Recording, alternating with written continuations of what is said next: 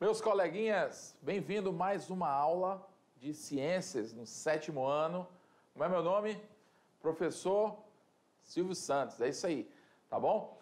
Lembrando, nós estamos dando início a uma sequência de assuntos que eu tenho certeza que vão tirar muita dúvida, né? Vão desvendar muitas curiosidades da cabeça de vocês. Na última aula nós falamos aí sobre a composição dos seres vivos, falamos da importância da água, falamos da questão da proteína, falamos da glicose, que também é um componente muito importante para o nosso organismo. Afinal de contas, é a glicose que é o nosso combustível, né?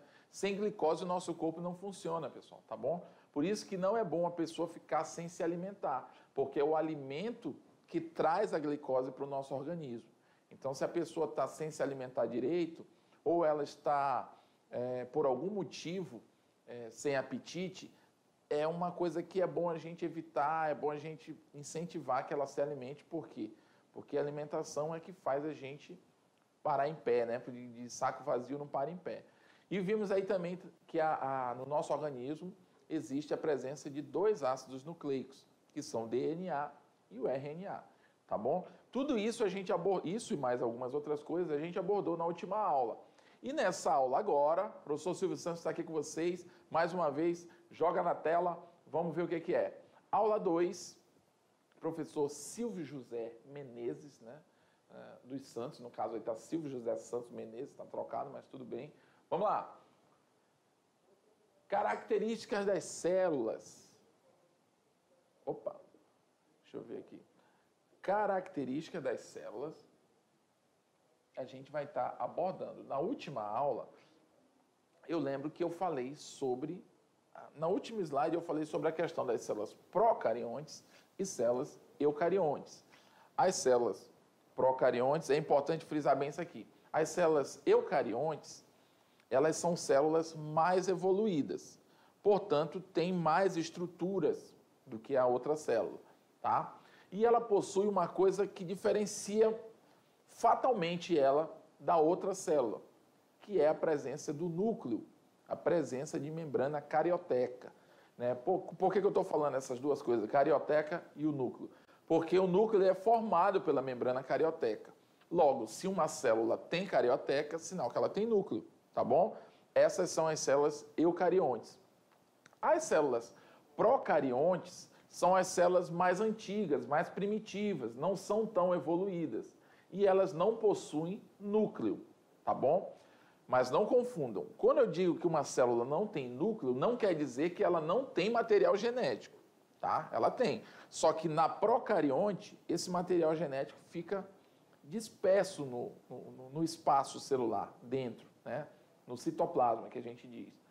Já nas eucariontes, esse material genético ele fica guardado dentro do núcleo, tá bom? E essa célula também possui bem mais estruturas. E nós vamos estar falando também sobre a questão da Terra primitiva, né? De como que se deu o início aí do nosso planeta, a gente vai estar abordando aqui também, tá? Joga aí na tela, vamos ver?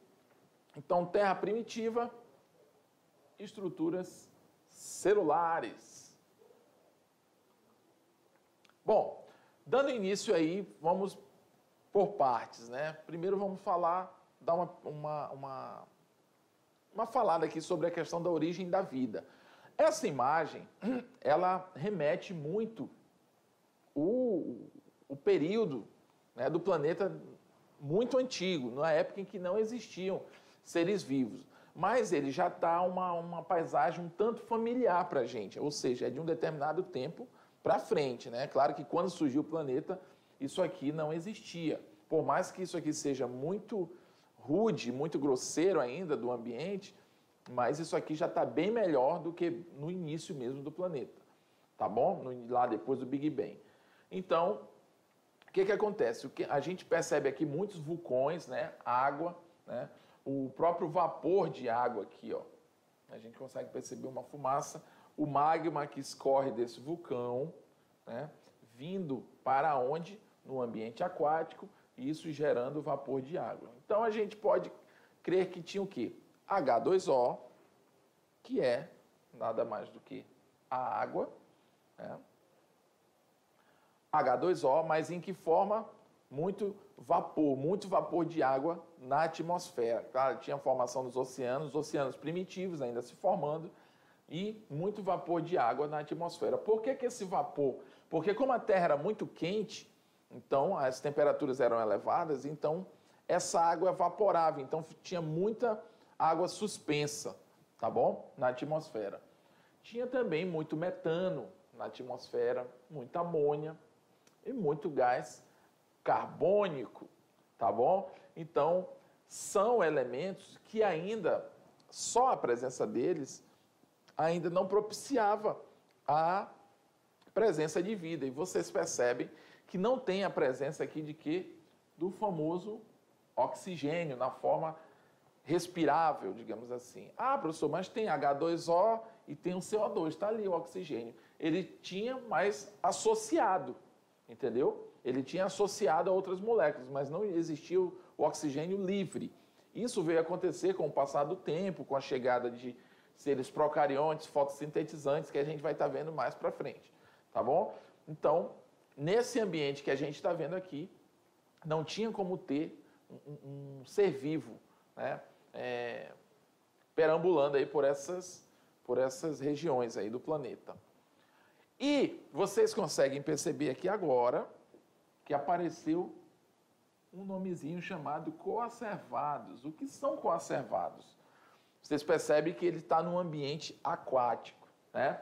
Esses coacervados, pessoal, eles são os protótipos das primeiras células, tá, que se formaram no planeta. Ah, então são os primeiros seres vivos? Não, eles não são os primeiros seres vivos, mas eles são como se fosse um ensaio natural do que viria a ser uma célula, que aí sim seria de fato um organismo vivo. Esses coacervados são moléculas de aminoácidos aglomerados com moléculas de água, tá bom? Que formavam protótipos celulares, que viriam a dar no futuro origem às primeiras células menos complexas, as células mais primitivas, sem muita complexidade, tá bom? Então acredita-se que a vida se originou no ambiente aquático a partir de moléculas chamadas coacervados, que foram, de alguma forma, se ligando quimicamente e formando uma espécie de célula primitiva, tá bom? Que depois, com o passar do tempo, foi se aprimorando naturalmente e acabou dando origem às células, de fato, vivas, tá bom? Então, conseguimos perceber esse ambiente totalmente inóspito. Por que eu digo totalmente inóspito, professor? Se aqui hoje em dia tem água e tem também CO2 hoje na atmosfera, né? Eu estou percebendo aqui uma chuva, professor. Por que então isso tudo aí era inóspito? Por que dizer que nessa época aí era inóspito? Se tudo o que tem aí tem hoje também. A gente tem que levar em consideração a temperatura, né, e a prevalência de ambientes, né,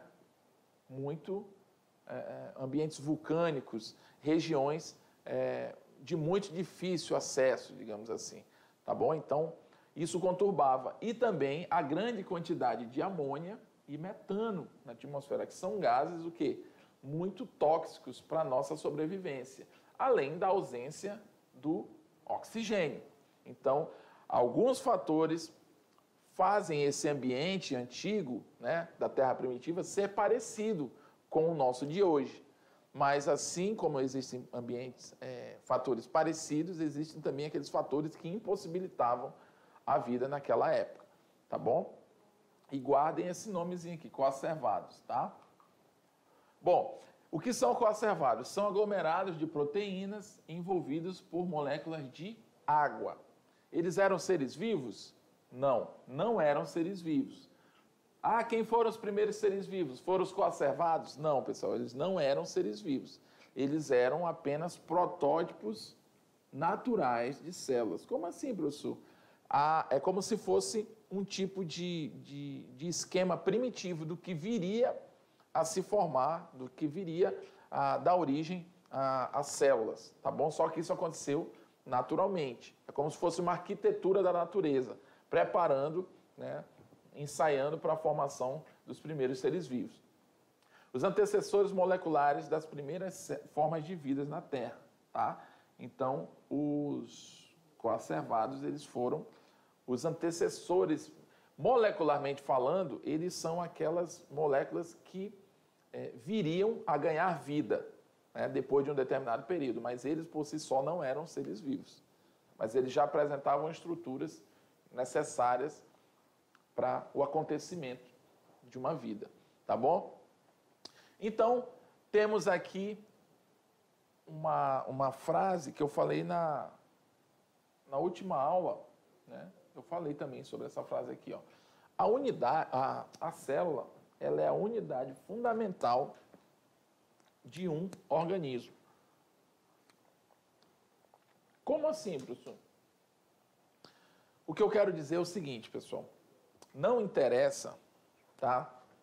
Não importa quantas células esse indivíduo possua. Se ele é unicelular, ou seja, formado por uma célula, se ele é multicelular ou pluricelular, formado por várias células, não importa se ele é formado por uma ou por várias. Todo ser vivo é constituído a partir de uma célula. Ou seja, para que exista vida, tem que existir pelo menos uma célula na situação, porque senão não tem vida, tá bom? É muito importante você gravar isso, que os seres vivos são formados por células, portanto, as células são as unidades, ou no singular, a célula é a unidade fundamental de um organismo, porque é a partir de uma célula que o organismo se forma, tá bom? Vamos lá, joga na tela. Então, aqui nós temos um ser procarionte. Se ele é procarionte, então ele não tem o quê? Ele não tem núcleo, tá? Ele não tem núcleo. Mas ele tem material genético. Olha aqui o material genético. Esse material genético está jogado aqui no citoplasma. Quando eu digo jogado, é uma maneira assim mais fácil de entender, tá, pessoal? Mas a gente costuma dizer outro termo. Ele está disperso no citoplasma. Então você percebe que ele não tem núcleo, mas ele está lá no citoplasma. Ele está presente nesse organismo, tá? Lembra da composição dos seres vivos? Tem material genético. Então, aqui, ó, está escrito aqui, eu não tinha percebido.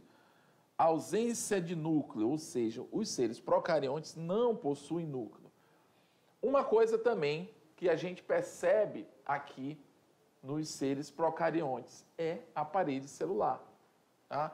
A parede celular, nos procariontes, ela existe. Já nos eucariontes, ela não existe. Existe a membrana plasmática. Entendeu? A parede celular ela confere uma rigidez diferenciada a esse ser, tá bom? Ou seja, por mais que esse ser seja menos evoluído, isso não quer dizer que ele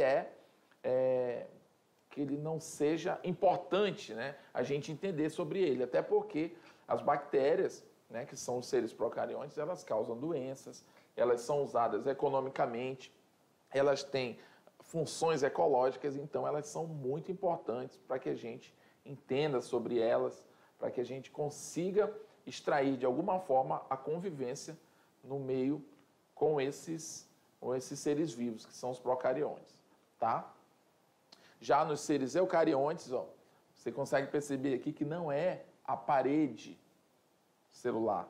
A gente consegue perceber aqui já uma membrana plasmática. O próprio nome, membrana e parede, a membrana ela soa mais fragilidade, né? Ela passa mais fragilidade, ela dá o entendimento de ser mais frágil, tá? Então, essa camadinha amarela aqui, ó, é a membrana plasmática, tá? Nós temos o citoplasma, que é justamente esse meio entre a membrana e quem? E o núcleo, tá? Imaginem a membrana, o núcleo lá no meio da membrana e entre um e outro existe um espaço gelatinoso, digamos assim, um fluido, né, onde ficam submersos ou imersos as organelas. Esse espaço fluidificado entre a membrana e o núcleo, né, é como se fosse ali a clara do ovo, né? A gente tem a gema no meio, tem a casca e tem, entre um e outro, a gente tem a clara, né? Então, essa clara seria o citoplasma, ou citossol, Você também pode escutar ou ler com esse termo. Então, vocês percebem que aqui a gente já tem uma estrutura que lá nos procariontes não tem, né? Que é o núcleo, tá? Dentro do núcleo vai estar o quê? Vai estar guardado o nosso DNA, tá bom? Que é o nosso material genético, tá? E aqui a gente vai perceber algumas estruturas, né? Essas estruturas a gente chama de organelas citoplasmáticas. Elas são como se fossem os órgãos funcionais de uma célula, ou seja, é o metabolismo desses órgãos, ou seja, o funcionamento deles é que permitem com que essa célula funcione, tá bom? Então, fazendo uma analogia com o nosso organismo como um todo, a gente tem ali o coração funcionando, o cérebro, o sangue, o estômago, né? A gente tem vários órgãos funcionando para que a gente sobreviva. A mesma coisa é na célula. Ela tem várias organelas funcionando para a sobrevivência dela, tá? Então, a carioteca é a membrana que envolve o material genético. Portanto, é a membrana que compõe o núcleo, tá? Se uma célula tem carioteca, é sinal que ela tem núcleo. É muito importante você gravar isso. As principais organelas da célula, quais são? Mitocôndrias, que cuida aí do quê? Da respiração celular. Esses aqui são conceitos básicos, tá, pessoal? Respiração celular. Deixa eu escrever de novo. Respiração celular. Ribossomos. Síntese proteica. Ou seja, é nos ribossomos que existe a produção de proteínas. Centríolos, divisão celular.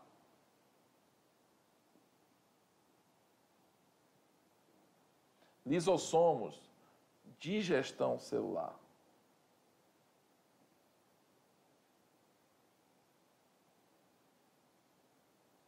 Aparelho de Golgi, excreção.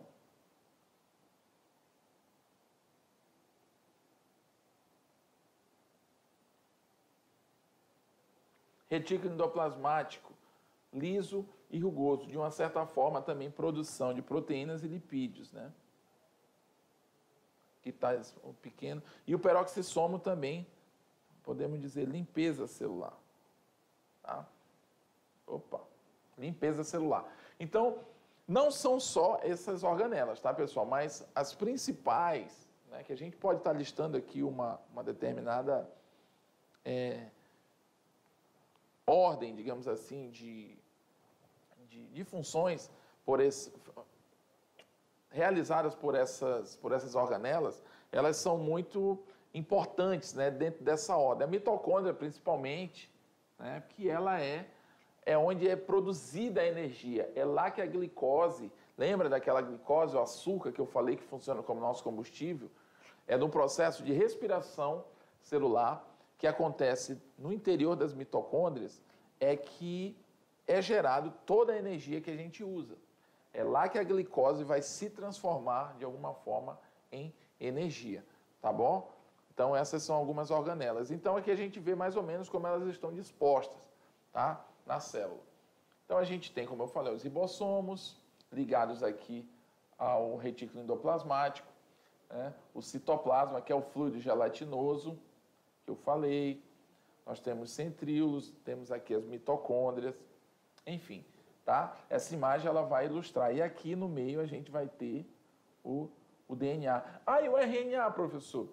O RNA, ele é uma molécula que o DNA produz ela sempre que precisa. Ela não fica o tempo todo existindo ali dentro do DNA, tá bom? E mais para frente vocês vão entender sobre isso, tá? Então, essa imagem é uma imagem bem clássica de uma célula.